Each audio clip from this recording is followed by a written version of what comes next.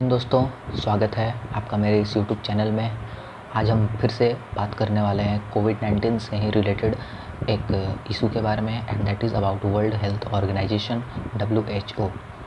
Friends, recent cases में जो कि कोविड-19 इतना तेज़ी से फैल चुका है, उसके बाद various countries and organisations WHO पर काफ़ी सवाल खड़े किए हैं और उसे एक बायस्ड ऑर्गेनाइजेशन के तौर पे बताया है। तो अब क्या इस स्टेटमेंट में सच्चाई है? क्या सच में WHO एक बायस्ड ऑर्गेनाइजेशन है?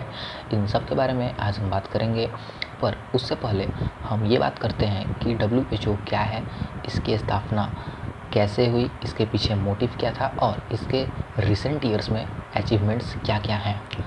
तो फ्रेंड्स, WHO यानी कि वर्ल्ड हेल्थ ऑर्गेनाइजेशन एक ग्लोबल ऑर्गेनाइजेशन है। ये UN के द्वारा संचालित एक स्पेशलाइज्ड एजेंसी है जो रिस्पॉन्सिबिलिटी होल्ड करती है पूरे वर्ल्ड में पब्लिक हेल्थ केयर को बेटर करने के लिए। करेंटली WHO के 194 मेंबर कंट्रीज़ हैं और वेरियस कंट्रीज इसे फंडिंग भी करते हैं। फ्रेंड्स, WHO वैसे तो अपने स्टेटमेंट्स और अपने मोटिव्स को बिल्कुल ही अनबायस्ड बताती है और वे ये कहती है कि इस ऑर्गेनाइजेशन का मोटिव बिल्कुल इक्वालिटी बेस्ड है और सब कंट्रीज़ के लिए इक्वल अपॉर्चुनिटीज़, इक्वल कोऑपरेशन का दावा ये WHO ऑर्गेनाइजेशन करती है। बट ये रिसेंट केसेस में कितना ट्रुथ है, WHO कोविड-19 के बाद कितना बायस्ड है, कितना अनबायस्ड है, हम सब इसके बारे में आज डिस्कस करेंगे।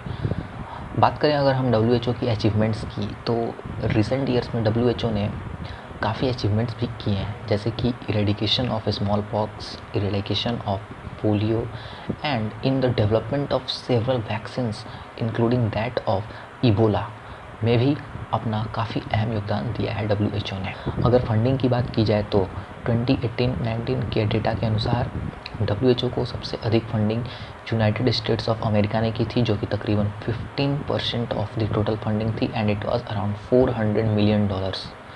सेकंड नंबर पर बिल गेट्स की कंपनी, जिसका नाम बिल एंड मेलिंडा गेट्स था, उसकी थी, जिसने करीब $300 मिलियन का फंडिंग WHO को दिया था।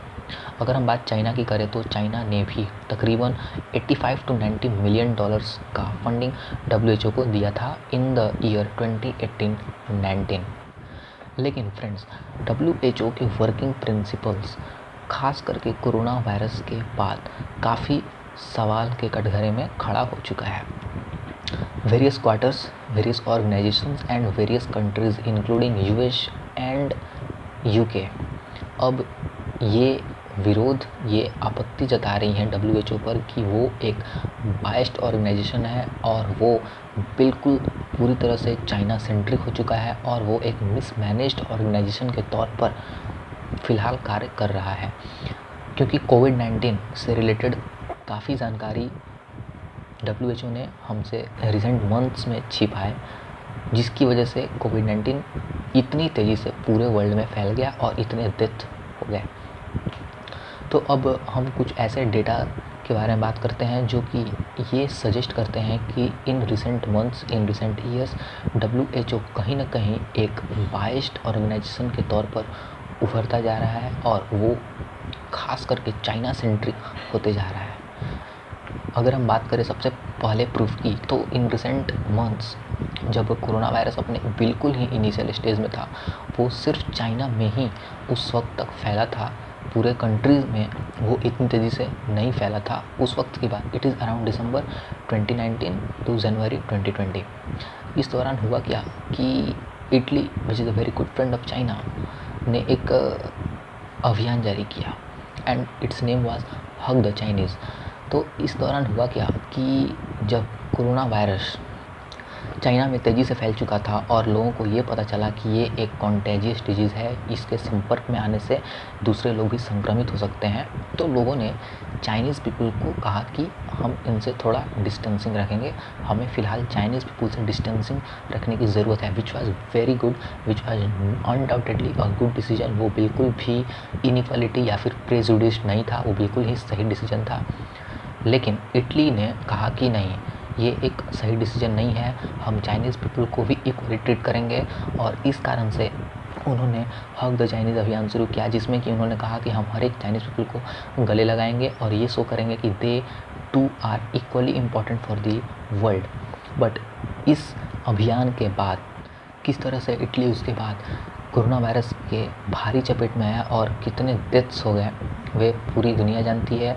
कितने केसेस इटली में आए थे। इटली में एक दिन में 1000 डेथ्स तक भी होते थे, तो इससे इटली काफ़ी अफेक्ट हुआ था। लेकिन बात करते हैं WHO की, तो इस अभियान के बाद भी WHO ने इटली को बिल्कुल भी नहीं रोका, बिल्कुल भी सतर्क नहीं किया। उसने कोई भी बयान जारी नहीं किया हग द चाइनीज़ अभियान को लेकर के, और उसने इनडायरेक्टली पैसिवली अगर हम कहें तो इस अभियान को उसने सपोर्ट किया।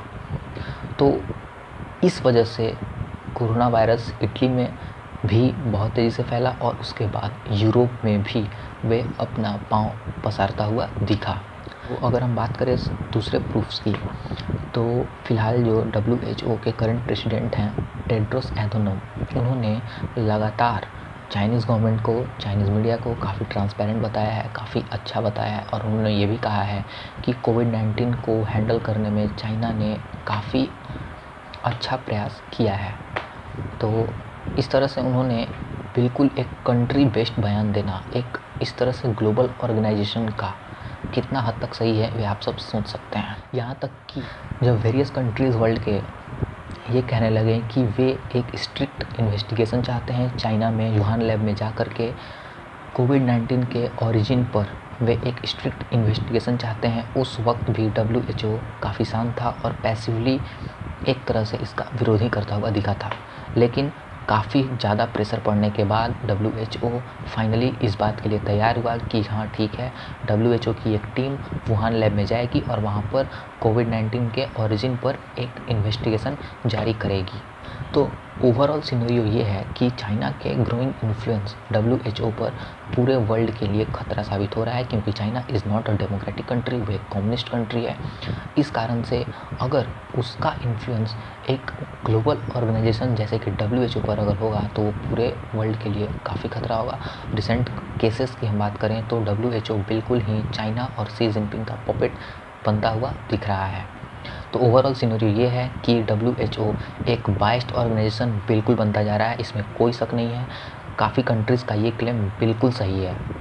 और अगर WHO एक बायस्ड ऑर्गेनाइजेशन नहीं होता, वे एक बिल्कुल ही इक्वालिटी बेस्ड ऑर्गेनाइजेशन होता, तो शायद कोरोना वायरस की वजह से पूरे वर्ल्ड में 16 to 17 मिलियन पीपल अभी तक अफेक्ट नहीं होते और मोर दैन 7 लाख डेथ्स भी नहीं होते।